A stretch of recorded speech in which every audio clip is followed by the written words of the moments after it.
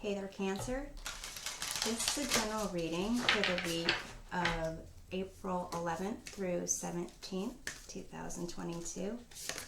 We're going to take a look at how the Jupiter-Neptune conjunction in Pisces might influence you. Basically, there is the energy of dreams becoming or feeling like their reality, spiritual awakenings, awe-inspiring creativity. So we're going to start off by seeing how that might affect you. You have distinctive potential. Rely on your faith and the knowledge that nothing is impossible. Use your determination to hang in there until you realize a goal. So, this is going to affect your goal setting or reaching goals. And we're also going to be taking a look at how you can incorporate some balance in relationships, whether it's platonic, romantic, business, since on the 16th of April, there is a full moon in Libra, which can bring emotions to the surface when it comes to relationships. So you have here Treasure Island, which kind of indicates that you have access to something very valuable, though you might not exactly know how to access it. So, interesting that they have here realizing a goal and accessing something valuable. So let's take a look at these tarot cards here and find out what it is you need to be determined about. You have the Five of Swords. This is a card about recognizing false victories, knowing when to walk away. So let's see if this has to do with you or maybe someone else. You have the Empress. So the Empress it's about creativity, nurturing, abundance, and it's actually, the Empress is connected to everything, to their feelings, their emotions, their to other people. Five of Swords is not about being connected to other people. It's about thinking there are limited outcomes, limited rewards. So in a sense, it's almost a limiting mindset that seems to be going on here. But nothing is impossible. So what is it that you've been thinking is impossible? You have the Queen of Swords. That's a sense of like independence, standing up for yourself, honest communications, and truth kind of really coming out, and serving a purpose of protecting those that need protection and kind of punishing those that need to be punished. But let's see here. Let's jump over here for a bit in terms of this Treasure Island. What should we know about that? You have the Page of Cups. And this is about really knowing, or actually looking at the world with imagination, creativity. Anything is possible. You can have a fish jumping outside of a cup while you're at the beach, wanting to talk to you. So a sense of anything is possible. And over here it kind of indicates that mindset is not really involved. So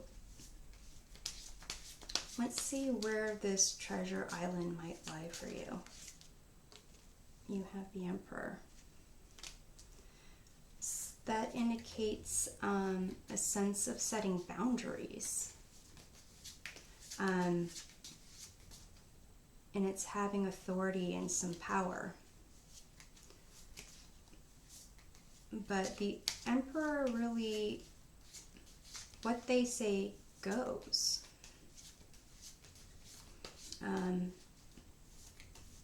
How are you not seeing this treasure island, or how are you not accessing it already? Or why haven't you accessed it already? What's the blockage there? You have the Knight of Wands. So for some of you, it kind of seems like maybe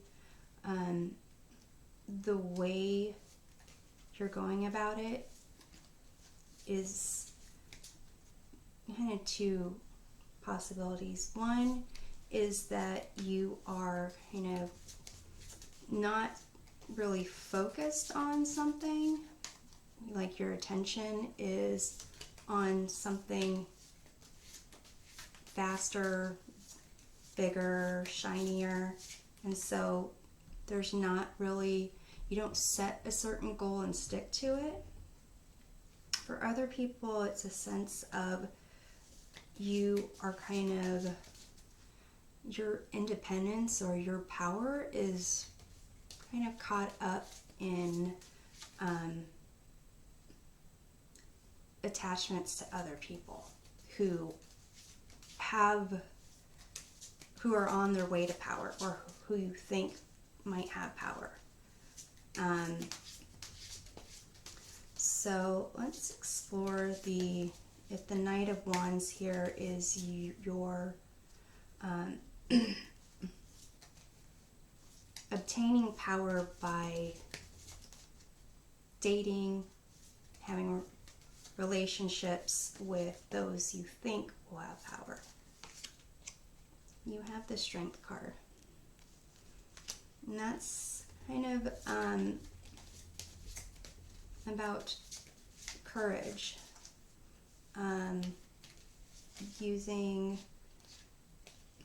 Recognizing the dark and the light side of yourself. And it might be for some of you that you're not really accepting certain aspects of yourself that can step up to the challenge, so that you are almost kind of suppressing that part of you that is strong, that has that kind of leader, courageous aspects of yourself. And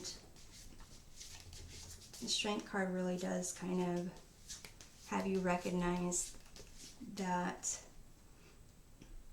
all aspects of yourself you should embrace and call upon the ones that you need at particular times. So let's see here. For those who are not really committed to a goal, because you're chasing the next shiny thing, what should we know about that? You have the Death card here. And that's about transformation and loss. For some, it could be that once you reach a goal, you're not sure what to do next. So if you don't reach a goal, there's no, not value, there's no assessment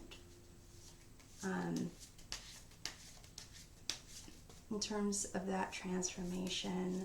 Let's see if it is a transformation.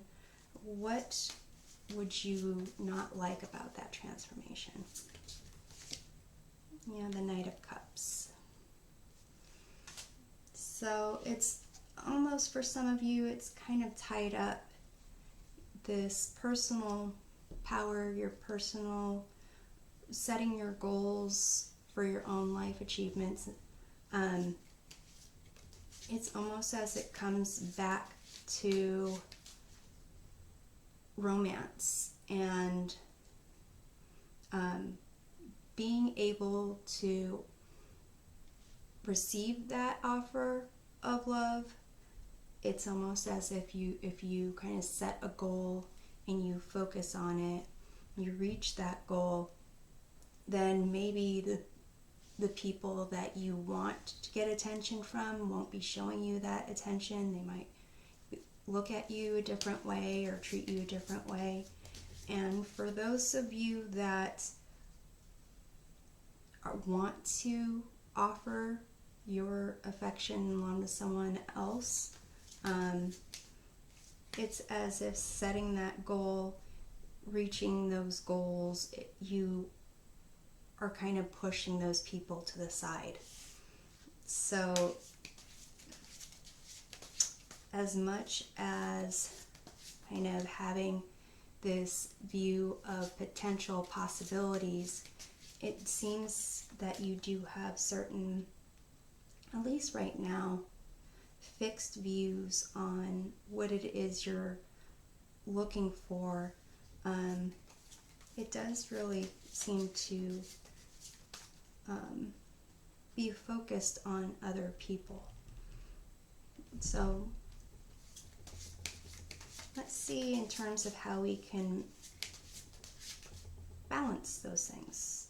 Because the Treasure Island card is supposed to be a card of how you can balance your relationships. So let's focus on that balance. How can you kind of get balance in your relationship, but also achieve accessing that treasure, that value within yourself? You have the Two of Cups.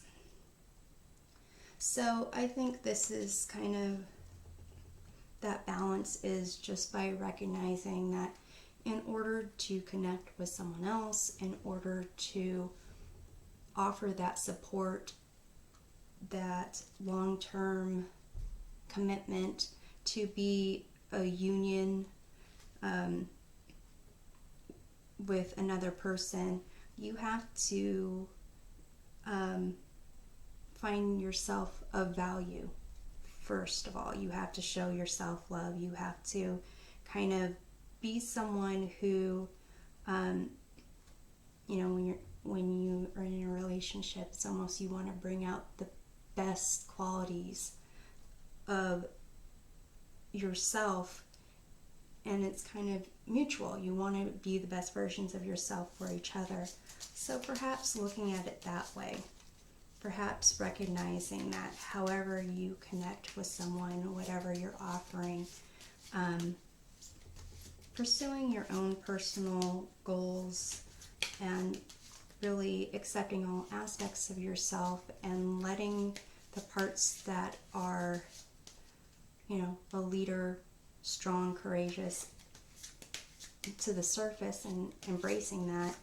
Once you do kind of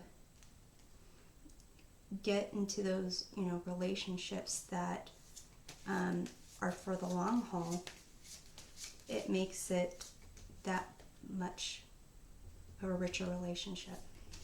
So let's go back over here in terms of this distinctive potential. the nothing is impossible aspect, the limiting mindset. And let's see where this kind of stems from.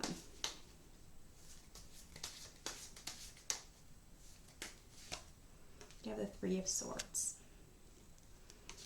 So something where maybe you set a goal, something that you wanted, something that you were trying for, and maybe you were told, no, there's only one person that gets that. There's only one winner for this. There's only one aspect. And that kind of started to be your kind of winner takes all approach to things. So let's see how you can kind of, it says rely on faith and knowledge that nothing is impossible. How can you tap into that a little bit more? I guess where do you need to apply your faith to kind of get over this limiting mindset? You have the Eight of Cups.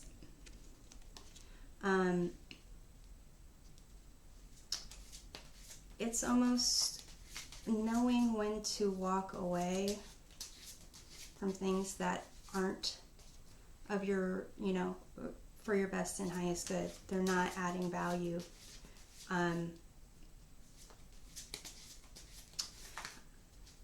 Perhaps the limiting mindset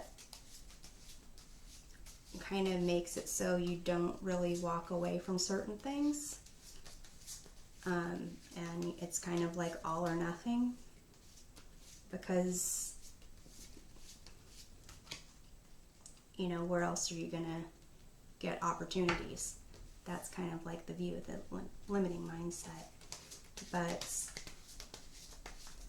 it's almost as if you do want to be able to do that with this Queen of Swords here. So let's see how you can kind of tap into that confident, someone who sets boundaries, someone who speaks honestly, someone who is able to communicate their thoughts, not for the intent to hurt other people, but just to explain situations, discuss objectively why something is not for you. How can you tap into that? You've got the World card. So it's almost as if this is saying, find something, find a goal that you're willing to, put in for, that you don't want to walk away from, that you want to pursue. It can be a very small goal. It can be, maybe a week's worth of journaling every night about your day. Or it could be, calling someone that you haven't talked to in a while that you really care about, and completing that goal and feeling that feeling of accomplishment and success. And that will really kind of help you to recognize what it feels like to actually succeed at something you want to succeed.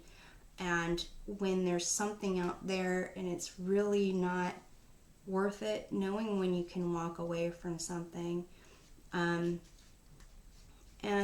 recognizing that there are different ways to accomplish whatever it is you need to accomplish. Here it seems that you need to accomplish more of an abundance mindset, and finding little steps to doing that. that's something the Jupiter-Neptune conjunction in Pisces is going to open the door for you for. So I'm hoping this provides a helpful perspective of the week. To get a clearer view of things, be sure to check out your readings for Sun, Moon, and Rising signs. We'll see you next time. Take care.